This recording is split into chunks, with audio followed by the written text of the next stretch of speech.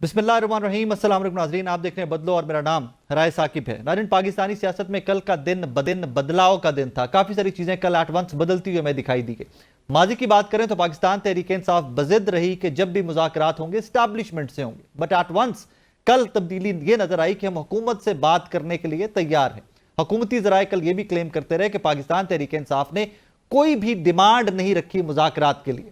At the same time इसहाक डार साहब की एक बड़ी स्टेटमेंट कल आती है कि हवाई फायरिंग हुई 26 नवंबर को, उसके बाद भगदड़ मची और अगर तहरीक इंसाफ कुछ स्टैट्स या कुछ फैक्ट्स हमारे साथ शेयर कर दे तो हम इसके ऊपर फर्दर तहकीकात भी करवाने के लिए राजी हैं। ये दोनों डेवलपमेंट्स बहुत अहम डेवलपमेंट थी। लगता यह है कि बर्फ कुछ पिघल रही है, मामलात कुछ आगे चल रहे हैं। इन्हीं मामलात के ऊपर बात करेंगे और सेकंड, आज के इसी शो के सेकंड पार्ट में जाकर एक आदिल बाज़ई साहब, पाकिस्तान तहरीक इंसाफ के वोटों से इलेक्टेड एमएलए जिनको डीसीट कर दिया गया था, आज सुप्रीम कोर्ट ऑफ पाकिस्तान ने उनको बहाल कर दिया है। और एक और चीज जो बड़ी अहम है वो मेरे नजदीक ये है कि एक इनविटेशन लेटर आया था मरियम नवाज साहिबा को, मुस्लिम लीग नून को, चाइना के दौरे का। अब ये दौरा जो था ये एज चीफ मिनिस्टर इनविटेशन था या ये पार्टी की एसवीपी को इनविटेशन था, इसके ऊपर बात करना जरूरी है। रीजन कि अगर ये पार्टी को इनविटेशन था तो फिर इसके ऊपर सरकारी वसाइल क्यों इस्तेमाल किए गए, और अगर ये चीफ मिनिस्टर का दौरा था तो फिर जब पार्टी का एसवीपी करके एड्रेस क्यों किया गया लेटर में। इन दो तीन टॉपिक्स पे आज के शो में बात करेंगे। पहले हमारे मेहमान है पाकिस्तान तहरीक इंसाफ के सीनियर रहनुमा जनाब रऊफ हसन साहब। रऊफ साहब अस्सलाम वालेकुम सर। वालेकुम अस्सलाम राय साहब, कैसे हैं आप? अल्हम्दुलिल्लाह सर, आप कैसे, खैरियत से हैं? ठीक है सर, ठीक है, बिल्कुल जी, जितना ठीक है वो ठीक है सर, चल रहा है जनाब। रऊफ साहब, मुज़ाकरात को लेकर कल से कुछ पॉजिटिव डेवलपमेंट्स भी देखने में आ रही हैं। ये वही मुज़ाकरात जो मुस्लिम लीग नून आप लोग को माजी में भी ऑफर कर चुकी कि हुकूमत से बात कीजिए, पार्लियामान में बैठ के बात कीजिए, but Pakistan Tehreek Insaf persistent थी कि जब भी मुज़ाकरात होंगे एस्टैब्लिशमेंट से होंगे। एट वंस सर ऐसा क्या हुआ कि पाकिस्तान तहरीक इंसाफ भी हुकूमत से बात करने के ऊपर राजी हो गई? देखिए राय साहब, कुछ हकायक ऐसे हैं जो कि झुटलाए नहीं जा सकते। उनमें से एक हकीकत यह है कि इस हुकूमत के पास, इस प्राइम मिनिस्टर के पास, इस जो बाकी भी इसके सारे वज़रा हैं उनके पास कुछ नहीं है देने को। वो कल भी नहीं था, आज भी नहीं है, और अगर ये जो डिस्पेंसेशन है ये जारी रहेगी तो मुस्तकबिल में भी इनके पास कुछ नहीं होगा देने का। मुज़ाकरात उनसे किए जाते हैं। ये हमारी कंटेंशन रही है कि जिनके पास कुछ देने को हो, जिनके पास ताकत हो, और आपको पता है कि ताकत कहाँ है, ताकत इस हुकूमत में नहीं है। लेकिन अगर ये कॉन्वर्ट बनना चाहते हैं, एक वसीला बनना चाहते हैं तो ठीक है, बन जाएं, लेकिन अल्टीमेटली फैसले तो वही होने हैं ना जहां से ये भी अपनी पावर डिराइव करते हैं। तो ये एक हकीकत है, इसको झुटलाया नहीं जा सकता। इसको जैसे बयान करें, लेफ्ट से बयान करें, राइट से बयान करें, ये हकीकत अटल है कि इन्होंने भी अगर ये हमारे साथ इनकी फाइनली एंगेजमेंट होती भी है तो इन्होंने भी जाके इजाजत वहीं से लेनी है जहां से ये अपनी पावर डिराइव करते हैं। तो सर इसका मतलब तो ये हुआ कि वहां से जहां से ये लोग पावर डिराइव करते हैं, जहां पर जैसे आप फरमा रहे हैं कि एक्चुअल पावर है, वहां से इनकार है, वहां से पाकिस्तान तहरीक इंसाफ को कोई एंगेजमेंट नहीं मिल रही। राय साहब, ये कहना ठीक नहीं होगा।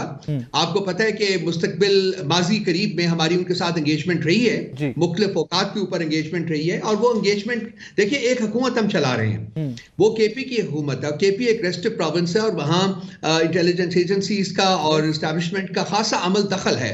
एक रेस्टिव बॉर्डर है हमारा जो कि अफगानिस्तान के साथ मिलता है। फिर अगर आप तो इस सिस्टम में वैसे भी एक नॉर्मल कोर्स के तौर के ऊपर भी एंगेजमेंट उनके साथ रहती है। इसके अलावा स्पेसिफिक इश्यूज के ऊपर भी हमारी उनके साथ एंगेजमेंट रही है। 24 जो नवंबर था, जो हमारा ये डी चौक का धरना था या जो हमारा यहाँ जो प्रोटेस्ट था, उस सिलसिले में भी हमारी उनके साथ डिटेल्ड एंगेजमेंट हुई थी। तो ये कहना ठीक नहीं होगा कि जो एंगेजमेंट नहीं है या वो एंगेजमेंट नहीं करना चाहते। मेरा ख्याल है कि यहाँ कुछ वसीले तलाश करने की कोशिश की जा रही है, तो वो वसीला इस हुकूमत के पास और तो देने को कुछ नहीं है, तो शायद यही बन जाए।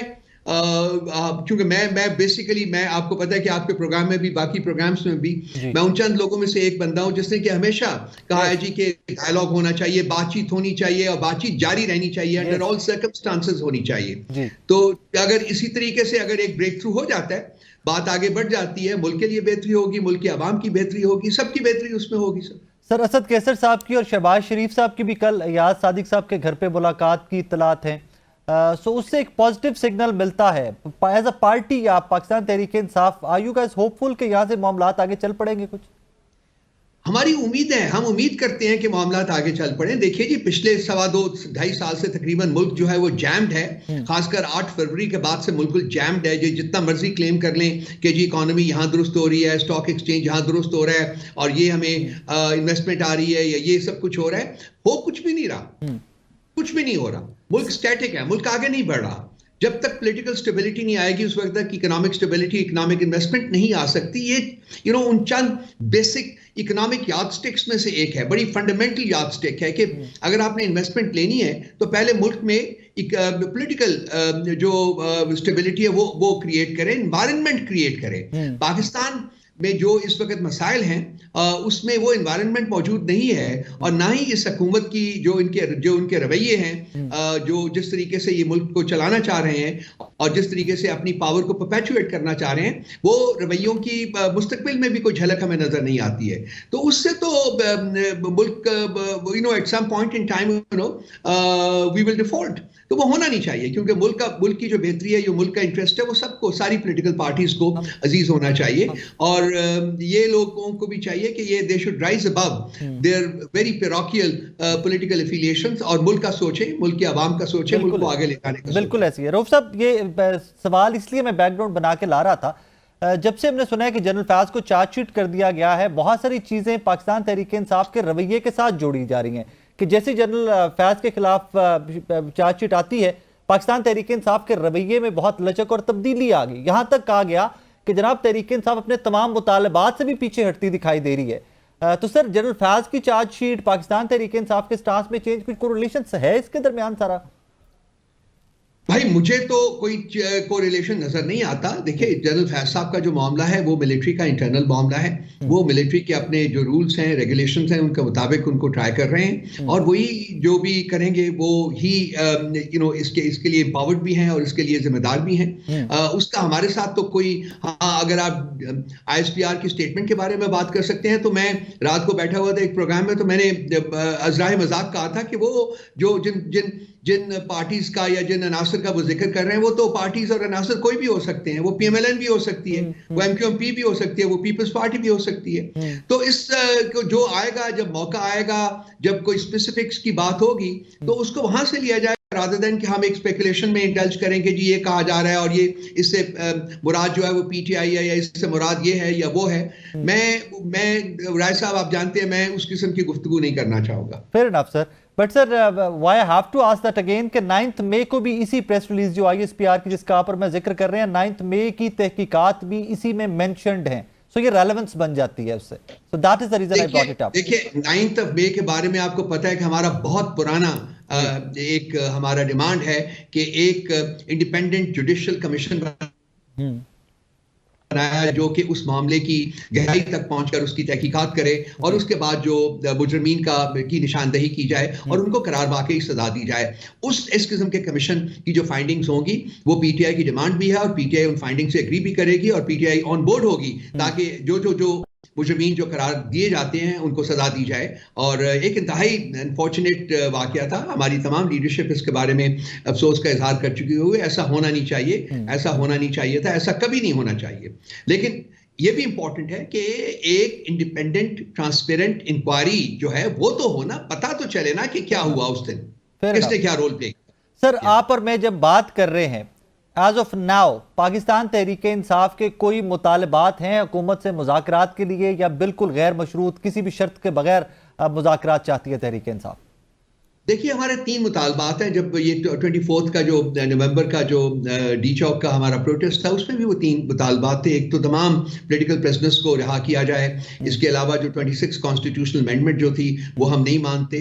और नंबर 3 जो थी वो जो मैंडेट चोरी किया गया है उसको रिस्टोर किया जाए। लेकिन हम ये भी समझते हैं कि तमाम चीज़ों के ऊपर शायद अमल करना एक ही वक्त में वो मुश्किल होगा, पॉसिबल नहीं होगा। लेकिन कम से कम कोई एक इंकरेजमेंट तो मिलनी चाहिए ना, खासकर पॉलिटिकल प्रिजनर्स को कैद में रखना जो 1.5 साल तक कैद में हैं और उनके ऊपर कोई वो बिल्कुल फेक एंड फ्रिवोलस केसेस में उनको कैद रखा गया है। तो उनको फ्री करना, वो मौजूद है यहाँ, वो मुल्क से भाग नहीं रहे हैं। वो जब भी अदालतें उनको बुलाएंगी वो जा सकते हैं, लेकिन उनको जेल में रखना जो है वो इंतहाई गैर मुनासिब है, एक इनह्यूमन एक्ट है वो। और कम से कम अगर आप एक बातचीत का माहौल बनाना चाहते हैं तो कम से कम ये तो करें ना, तो उसके बाद आगे बात बढ़ेगी, देखा जाएगा कि और किस तरफ ये डायरेक्शन जो है वो किस तरफ चलती है, तो उसके मुताबिक फिर आई थिंक कि दोनों पार्टीज जो हैं वो अपने अपने कार्ड्स टेबल के ऊपर रखकर बातचीत कर सकती हैं। तो बेसिकली प्राइम अभी मुतालबा जो है वो सियासी कैदियों की रिहाई है।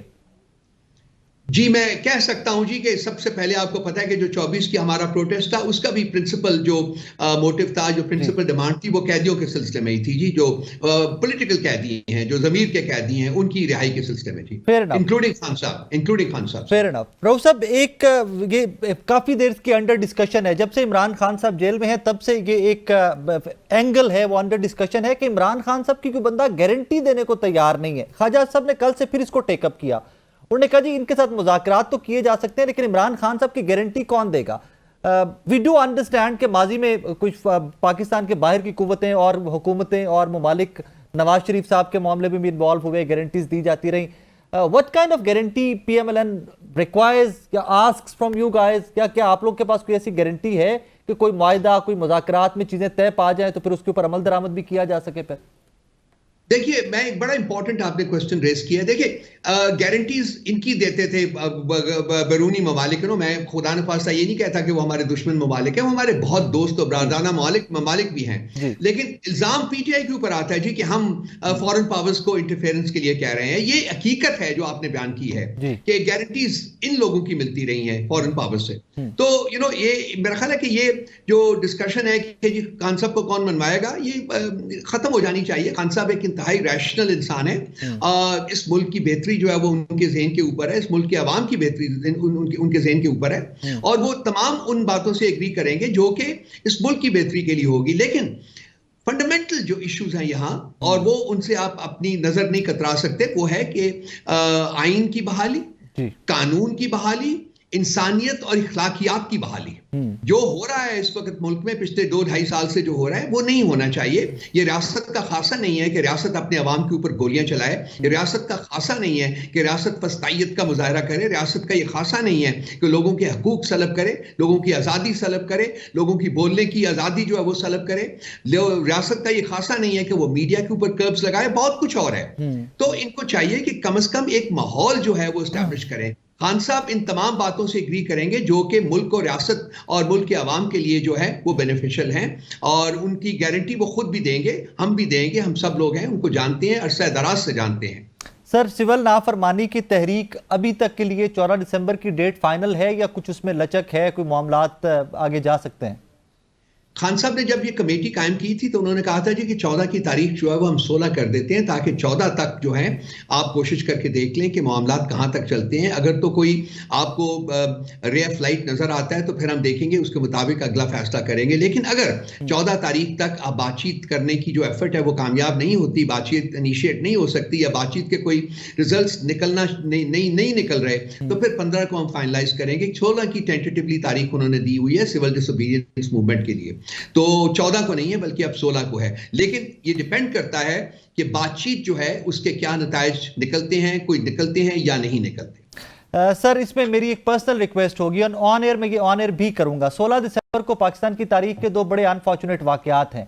अगर पॉसिबल हुआ अपनी डिस्कशन में पॉलिटिकल कमेटी की वो वाकयात भी रखिएगा, और अगर आप लोग कोई सिविल डिसोबीडियंस या कोई भी तहरीक लेके आते हैं तो डेट को अगर पॉसिबल हो तो थोड़ा सा आगे पीछे जरूर कर लीजिएगा। 16 दिसंबर का दिन हमारी तारीख के 2 बड़े तारीख दिन हैं, और वो बड़े पेनफुल से डेज हैं दोनों हमारी तारीख के। एनीवेज, आगे बढ़ते हुए साहब, ये हमारे सब के लिए बहुत तकलीफ दे, और आपने एक बड़ा अच्छा पॉइंट रेज किया है। मैं डेफिनेटली इसको पॉलिटिकल कमेटी के सामने रखूंगा। दैट्स वेरी काइंड फिरोज साहब। सर, इसमें एक चीज जो अभी आपने टेकअप की, कल मुझे बड़ा अच्छा लगा जब इसहाक डार साहब सेनेट के फ्लोर के ऊपर खड़े होकर कह रहे थे कि हवाई फायरिंग तक हुई, उसकी हमें रिपोर्ट आई। अगर इनके पास कोई शवाहिद हैं पाकिस्तान तहरीक इंसाफ के पास तो हमारे पास लेके आइए, हम इंक्वायरी करवाते हैं, हम आगे चलते हैं। सर, वो एक पॉजिटिव जेस्चर था। माजी में स्टेटमेंट्स जो गवर्नमेंट के एंड पे आती रही हम सब कंडेम करते रहे, क्योंकि कुछ विटनेस भी थे, कुछ चीजें आप लोगों की जानिब से भी सामने आई थी। उसके बाद बाज़ाब्ता आप लोगों ने 26 नवंबर की तफसीलात गवर्नमेंट के साथ शेयर की हैं। सर, हम कर रहे हैं जी। हमारा इस वक्त इशू ये है, राय साहब मैं आपके साथ शेयर कर लेता हूं कि हम कोई ऐसा क्लेम नहीं करना चाहते जिसको कि हम वेरीफाई, डबल वेरीफाई और ट्रिपल वेरीफाई नहीं करते हैं, ताकि कल हुकूमत वो हमारे ऊपर ना डाले कि देखिए जी फेक किस्म के क्लेम्स लेके आ गए हैं। अब वो लिस्टें तैयार हो गई हैं और वो लिस्टें हम डेफिनेटली इसहाक साहब के साथ शेयर करेंगे। चलिए कम से कम कुफर तो टूटा खुदा खुदा करके कम से कम ये तो माने ना कि फायरिंग हुई है। पहले तो ये इनका खासा है कि झूठ बोलना, और वो ये कहते थे कि जी फायरिंग हुई नहीं है, उनके पास आर्म्स है ही नहीं थे, ये भी इनके मिनिस्टर्स ने स्टेटमेंट दी हुई है। तो चलो अच्छा किया कि इन्होंने चले क्वार्टर ट्रूथ सही, लेकिन चले क्वार्टर ट्रूथ बोल दिया है, लेकिन फायरिंग हुई है और फायरिंग डायरेक्टली अवाम के ऊपर हुई है और लोग शहीद हुए हैं उसमें। तो ये डिटेल्स हम उनके साथ शेयर कर रहे हैं। We are taking him on his word and we will definitely, मेरा ख्याल अगर ऑलरेडी शेयर नहीं हुई तो अनकरीब जो है वो लिस्टें शेयर हो जाएंगी। उसमें 12 डेड जो है वो कंफर्म्ड है, उनकी पूरी डिटेल्स हैं, उनके आईडी कार्ड्स हैं, उनके एड्रेसेस हैं, वो सब चीजें जो है वहां हैं।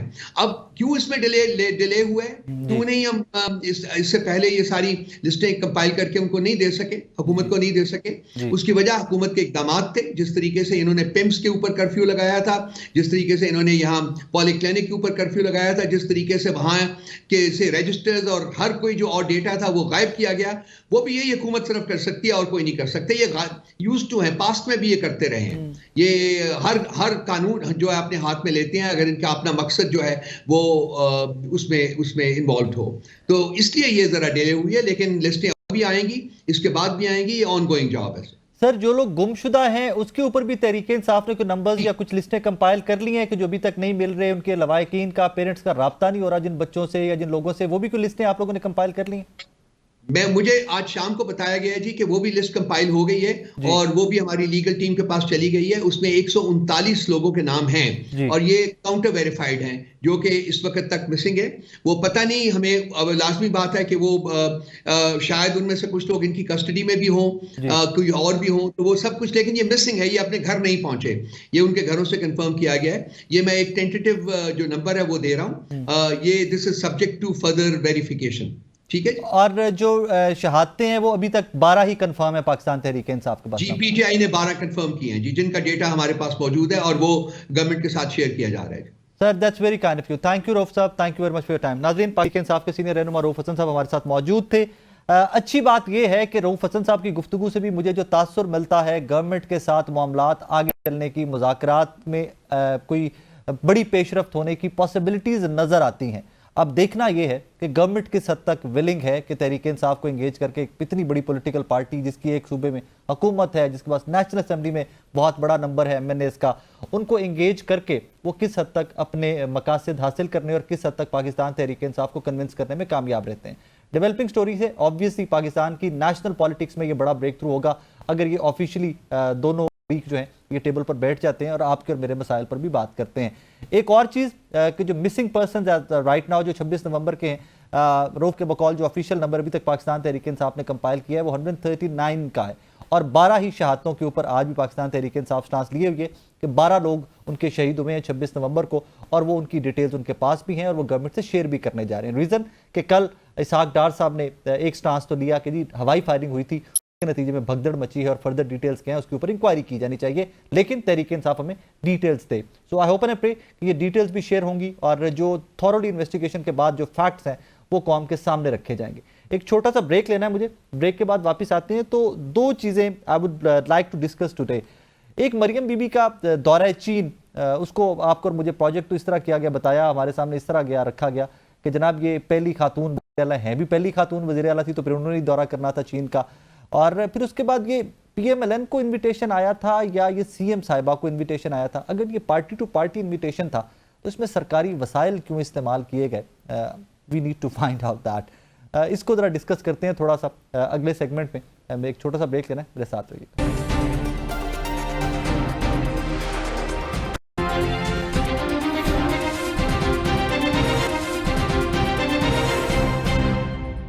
वेलकम बैक नाज़रीन। मरियम नवाज साहिबा का दौरा चीन हो जाए, पाकिस्तान तहरीक इंसाफ के हुकूमती मुज़ाकरात हो जाएं, आदिल बाज़ई साहब की सीट हो जाए, ये तीनों चीज़ें आज वाइडली अंडर डिस्कशन हैं। इन्हीं टॉपिक्स पे बात करते हैं। हमारे आज के मेहमान हैं उज़्मा कारदार साहब हैं, मुस्लिम लीग नून से इनका ताल्लुक है, और समीना पाशा साहब हमारी मेहमान है आज के शो की, सीनियर एंकर पर्सन है, तज्जियाकार हैं। उज़्मा कारदार साहब से स्टार्ट करते हैं। उज़्मा साहब अस्सलाम वालेकुम जी। जी वालेकुम अस्सलाम। कैसी हैं आप? खैरियत से? ठीक ठाक हैं? अल्हम्दुलिल्लाह। उस्मा साहिबा, मरियम बीबी दौरा चीन पे हैं और आज ये जो उनका दौरा है बड़ा डिस्कस हो रहा है कि ये पार्टी को इनविटेशन था, मुस्लिम लीग नून को इनविटेशन थी, या मरियम नवाज साहिबा को as chief minister Punjab invitation था ये? जी, ये मरियम नवाज साहिबा एज चीफ मिनिस्टर गई हैं जी, और अपनी ऑफिशियल कैपेसिटी में गई हैं विद ऑल हर प्रेपरेशन। उनका जो मेन मकसद इस दौरे का था, एक तो पाक चीन जो दोस्ती है उसको और मुस्तहकम करना, जी, और नंबर 2 इन्वेस्टमेंट की अपॉर्चुनिटीज जो हैं वो उनको एक्सप्लोर करना कि किस तरह से पंजाब के खसूसन जो लोग हैं वो जी, किस तरह से फॉरेन डायरेक्ट इन्वेस्टमेंट आए और उससे वो बेनिफिट करें। तो एक इन्वेस्टमेंट कॉन्फ्रेंस जो है वो उसका भी जिक्र हम सुन रहे हैं, और वहां पे जो सोलर पैनल बनाने वाली जो सारी कंपनीज हैं उनको भी यहाँ पे लाके तो जो अपना सेटअप है उसके लिए मरियम नवाज साहिबा जो बहुत जो है वो कीन नजर आ रही हैं। तो बेसिक जो और ये इस दौरे का मुलाकातें जो उनकी प्राइवेट सेक्टर से हुई हैं? प्राइवेट सेक्टर से भी हुई हैं और गवर्नमेंट सेक्टर, दोनों से हो रही हैं। गवर्नमेंट ऑफिशियल्स चाइना के कौन कौन से किस लेवल पे मरियम बीबी की मुलाकातें हुई हैं? अभी इनकी जो है टॉप लेवल पे जिस तरह आप कह रहे हैं उनकी प्रीमियर वगैरह से तो नहीं हुई है, लेकिन जी, उनकी जो अपनी हाई ऑफिशियल्स हैं उनसे हो रही हैं। उनकी जो उनके जिस प्रोविंस में वो गई हैं और जहाँ पे वो उनकी बातचीत हो रही है जी, वो काफी हाई ऑफिशियल्स हैं उनके। लाइक ऐसी कोई बात नहीं है अगर आप समझ रहे हैं कि जी वो उनको कोई वहां पे कोई रिसीव नहीं किया, बड़ा ठीक ठाक उनको प्रोटोकॉल मिल रहा है वहां पे। आप देख ही रहे हैं डेली के आपको जी, जी, नहीं, अपडेट्स नहीं, भी मेरी क्या यहाँ पे मजाल मिल है, रहे हैं। उनको नहीं भी मिल रहा होगा तो मेरी क्या मजाल है, मैं क्यों कहूंगा कि उनको प्रोटोकॉल नहीं मिल रहा। मैं सिर्फ जानना चाह रहा था कि उनको रिसीव किसने किया और किस लेवल पे उनकी मुलाकातें हुई हैं, गवर्नर से हुई हैं वहां के, कोई हमें बता दीजिए ना कि फलां फलां ऑफिशियल हैं जिनके मरियम बीबी से मुलाकातें हुई। जी उनकी वहाँ बिल्कुल इनकी मुलाकात हुई है, वो उनको रिसीव किया गया एयरपोर्ट पे। तो उनके जो प्रोटोकॉल के जो ऑफिसर्स थे और हाई ऑफिशियल्स थे वो थे। मुझे एक्चुअली नाम तो उनके याद नहीं है अब, लेकिन ये है कि उनकी ऑफिशियल लेवल पे उनकी एंगेजमेंट्स हैं और उनकी मुलाकातें भी हो रही हैं वहां पे।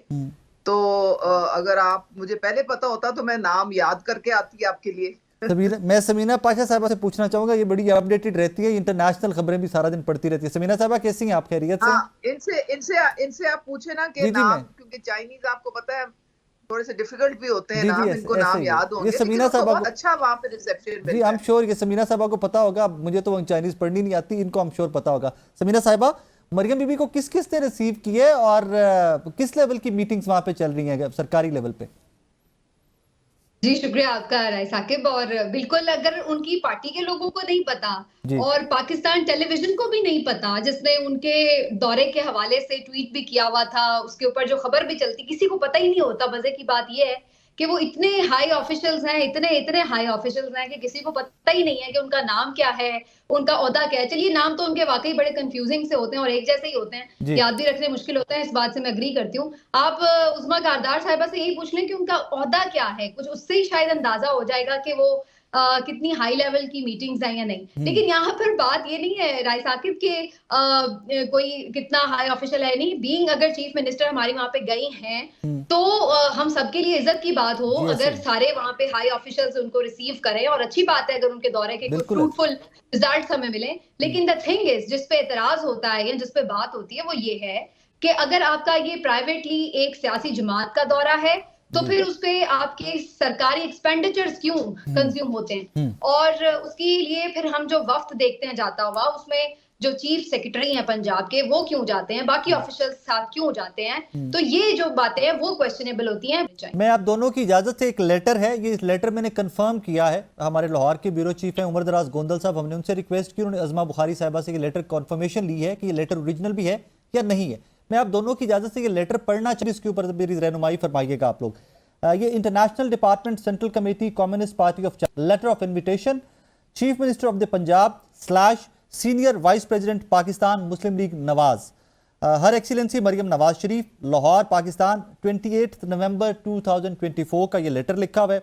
Your excellency, the international department of central committee of communist party of China presents its compliments to Your Excellency and the Pakistan Muslim League Nawaz and has honored to inform you the follows। फिर आगे वो date हैं। अब इसमें थोड़ा सा मेरे लिए भी कंफ्यूजिंग था उस्मा साहिबा, ये मेरे लिए भी थोड़ा सा कंफ्यूजिंग था कि ये पार्टी को इनविटेशन है या मरियम नवाज साहिबा को as chief minister Punjab invitation है। मेरे ख्याल में वहां पे जो रूलिंग पार्टी है ये उसकी तरफ से इनविटेशन है जी, एंड ये PMLN को इनविटेशन है। तो वो देखे ना, वो जो पावर में होती है पार्टी, यहाँ पे भी मुस्लिम लीग नून ही पावर में है ना जी, तो जाहिर है कि वो गवर्नमेंट लेवल पे ही उनको इनविटेशन आई है ना फिर वहां से। इसीलिए तो मैंने आपसे गुजारिश की ना कि उनको गवर्नमेंट लेवल पे क्या रिसीव किया गया, कोई मुलाकातें हुई, इसीलिए तो मैं आपसे पूछना चाह रहा था गवर्नमेंट टू गवर्नमेंट जब होगी ना कम्युनिकेशन। पहले बता देते तो मैं इनके नाम लिख लेती, मुझे इनके नाम याद नहीं रहते हैं, मैं लिख लेती नाम। डेजिग्नेशन पूछ रहा हूँ मैम, मैं नाम नहीं, नाम मुझे भी नहीं याद, मैं डेजिग्नेशन पूछना चाह रहा हूँ। सिर्फ के कोई गवर्नर थे किसी सूबे के, कोई मतलब प्रीमियर ऑफिस का कोई बंदा था, मैं सिर्फ ये जानना चाह रहा हूँ कि फॉरेन ऑफिस का बंदा था, मैं सिर्फ ये जानना चाह रहा हूँ, नाम तो मुझे भी याद नहीं। फॉरेन ऑफिस के बंदे थे वहां पे, ऑफिस उनके हाई ऑफिशियल्स फॉरेन ऑफिस के थे वहां पे। अच्छा, गवर्नर का मुझे नहीं, आई एम नॉट श्योर कि गवर्नर का वहां पे। और वो सरकारी की मुलाकातें भी उनकी हुई हैं लेकर सारे मामले को?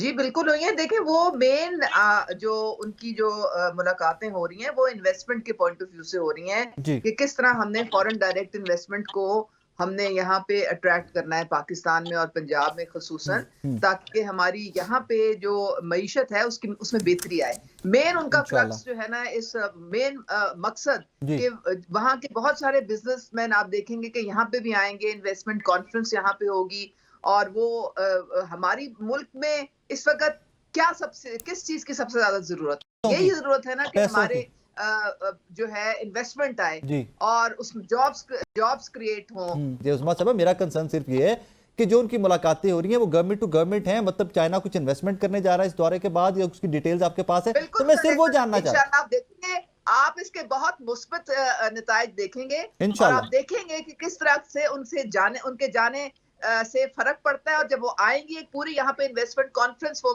करवाएंगी। Very good. नाज़रीन, एक छोटा सा ब्रेक लेना है मुझे, मेरे साथ रहिएगा।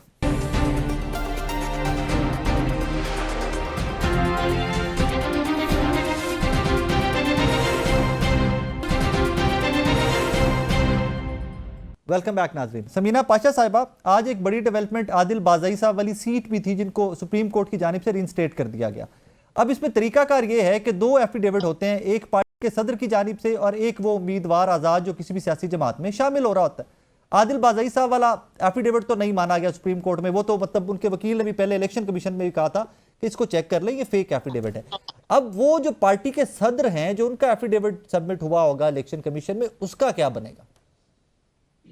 मैं सिर्फ 2 फिक्रे पहले आपकी वाली बात को वाइंड अप करते हुए कहूंगी कि मरियम नवाज साहिबा की इस दौरे की वैसी ही तैयारी थी जैसे उस्मा कारदार साहिबा की आपके प्रोग्राम में बैठने के लिए तैयारी है, और अगर उन्होंने ऑफिशियल टू ऑफिशियल किया होता है तो फिर ये मेहरबानी करते ना, मेहरबानी करते आप चीफ मिनिस्टर नहीं, तो मैं जबरदस्त तैयारी की बात कर रही हूँ। मैंने कब, अरे क्या हो गया उस्मा साहिबा, मैंने कब कहा कि पूरी तैयारी है? मैंने कहा कि अच्छी तैयारी है, मैं तो तारीफ कर रही हूँ। किसको देखा, खुदा का वास्ता है। अरे बाबा, उस्मा साहिबा आप बिला वजह नाराज हो रही है, मैंने कब कहा कि पूरी तैयारी है? कोई असर नहीं होता है। राय साहब की देखिए, प्लीज आगे चलिए, दोनों आप लोग आगे चलिए, प्लीज आगे चलिए, प्लीज। अच्छा दूसरा मैं ये प्लीज आगे चलिए, उन्होंने चीफ मिनिस्टर नहीं लिखा, यही एक फर्क है कि उन्होंने उनको एज चीफ मिनिस्टर अगर नहीं उसमें एड्रेस किया हुआ लेटर में, तो दैट मींस के उन्होंने ये एक officially chief minister of Punjab को दौरा की दावत नहीं दी हुई, बल्कि ये PMLN की चीफ ऑर्गेनाइजर को उन्होंने दौरे की दावत दी, और ये फर्क होगा। अच्छा, तीसरी बात जो आपने पूछी है, उस्मा साहिबा आगे चलते हैं। सुनिए, being a Pakistani, being a tax payer, this is my right कि मैं पूछूं कि एक सूबे की chief minister, that is what we did, that is what we did, we just asked you a couple of questions, that's it, we just asked you a couple of questions, that's it. Is it government to government meeting, is it government to government tour, is it personal tour, is it party to party tour? These were simple questions ma'am। इसलिए गई है कि she wants foreign direct investment। अल्लाह करे आए, मुझे बहुत खुशी होगी, मुझे बहुत खुशी होगी, अल्लाह करे कि आए। मैम आगे चलते हैं, अगला टॉपिक बड़ा इंपॉर्टेंट है, आगे चलते हैं। समीना साहिबा, व्हाट डू यू थिंक उस एफिडेविट का क्या बनेगा? जी, देखिए राय साकिब, इस पे मैं वैसे आपको ऑनेस्टली बताऊं कि जब ये सारा मामला हुआ और मुझे पता चला कि मियां साहब की तरफ से रेफरेंस भेजा गया है, तो यकीन करिए कि मैं बड़ी हैरान भी थी और शॉक में थी, क्योंकि मैं ये सोच रही थी कि एक बंदा कैसे ये कर सकता है कि उसको पता है कि आदिल बाज़ई जो हैं उन्होंने इमरान खान के नाम पर वोट लिया है, उन्हें पता है कि उसकी तस्वीर के साथ उसने जो है हलफ लिया है, उन्हें पता है कि वो एक दिन भी हुकूमती बेंचेस पर नहीं बैठा, उन्हें पता है कि उसका जो एफिडेविट उन्होंने जमा करवाया वो सुन्नी इत्तेहाद काउंसिल के लिए करवाया था, जो कि उस वक्त पीटीआई के जो मेंबर्स थे उनकी पॉलिसी थी, उसके अकॉर्डिंगली उन्हें सब कुछ पता है। इसके बावजूद भी वो कैसे उनको डीसीट करने के लिए रेफरेंस भेज सकते हैं? मेरे लिए ये हार्ड टू बिलीव था कि मियां साहब जैसा इतना सीनियर सियासतदान ये कैसे कर सकता है। लेकिन फिर मैंने सोचा कि जो सियासतदान यास्मीन राशिद साहिबा से हार कर एक जाली अपनी जीत का नोटिफिकेशन कबूल करके असेंबली में बैठ सकता है, तो फिर उसके लिए किसी दूसरे जीते हुए बंदे को नाअहल करवाने के लिए रेफरेंस भेजना कौन सा मुश्किल काम है। बाकी जो सुप्रीम कोर्ट के आज के रिमार्क्स हैं वो बड़े क्लियर हैं, उससे तो मेरा ख्याल है कि अगर सही तौर पे कार्रवाई हो तो पीएमएलएन के जो सदर साहब हैं मियां साहब, उनके अपने ही खिलाफ कार्रवाई शुरू हो सकती है, उनकी सीट भी जा सकती है, जो कि कभी वैसे उनकी थी ही नहीं, लेकिन वो भी जा सकती है। वजह उसकी बड़ी साफ है कि ये तो जालसाजी है कि आपको पता है कि एक बंदा आपके साथ कभी शामिल ही नहीं हुआ और उसके बावजूद भी आप उसको जबरदस्ती ना सिर्फ ये कि झूठे एफिडेविट की बिना के ऊपर शामिल कर रहे हैं अपनी पार्टी में, तो अब आप देखिए झूठे बयान हल्फी के ऊपर तो आपकी डीसीट हो सकते हैं ना, आप 62-63 के तहत, तो फिर आप सादिक और अमीन नहीं रहते, तो मियां साहब बार बार सादिक और अमीन नहीं रहते, तो अब क्या किया जाए? तो मेरा ख्याल है कि अगर तो अब मसला ये है कि यहाँ हमारे जो इदारे हैं वहां पर उनके हमदर्द बैठे हुए हैं, तो उनके खिलाफ कार्रवाई तो शायद मुश्किल ही हो, लेकिन इस चीज ने आपकी जो सियासत है ना उसकी कलई जरूर खोल दी है। ये बता दिया है कि पीएमएलएन वोट को कितनी इज्जत देती है, ये बता दिया है कि जो मियां साहब की 40 साल की सियासत है वो जब अपने इख्तितामी मराहिल में है तो वो किस किस्म की सियासत कर रहे हैं। तो मेरे लिए तो ये बहुत अफसोसनाक मरहला। उज़मा साहिबा, आपने सुनी समीना पाशा साहिबा की गुफ्तगू, ये एक टेक्निकल सा नुक्ता था लेकिन ये बड़ा बारीक नुक्ता भी था एट द सेम टाइम, कि जो मियां साहब की जानिब से रेफरेंस भेजा गया ऑब्वियसली वो साइंड रेफरेंस है ना, मियां नवाज शरीफ साहब के उसके ऊपर सिग्नेचर है।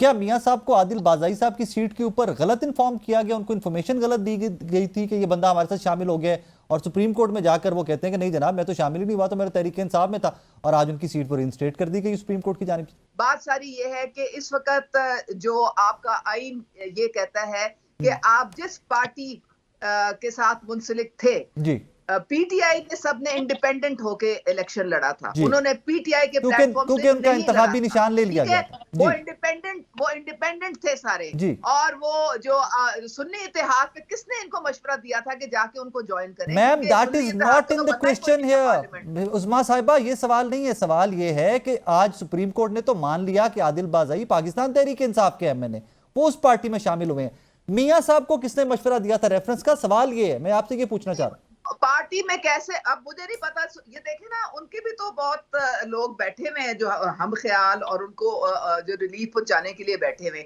वो कैसे जो थे इलेक्शन कमीशन में आप कह रहे हैं वो बंदे हैं ही नहीं ना, उन्होंने इलेक्शन उस प्लेटफॉर्म पे लड़ा था, आप कैसे कह रहे हैं? उज़मा साहिबा, आर यू सेइंग कि आदिल बाज़ई साहब को रिलीफ देने के लिए आउट ऑफ द वे गैर कानूनी तरीके से रिलीफ दिया गया उनको? आप मुझे आप आइन पढ़ लें, आइन क्या कहता है? आइन कहता है कि ये सारे इंडिपेंडेंट इन्होंने कंटेस्ट किया था और इनको 3 दिन इनके पास होते हैं कि जिस भी जाके पार्टी को ज्वाइन कर ले, और इन्होंने सारों ने जाके सुन्नी इत्तेहाद को ज्वाइन कर लिया था। आप जाके आइन पढ़े मैडम,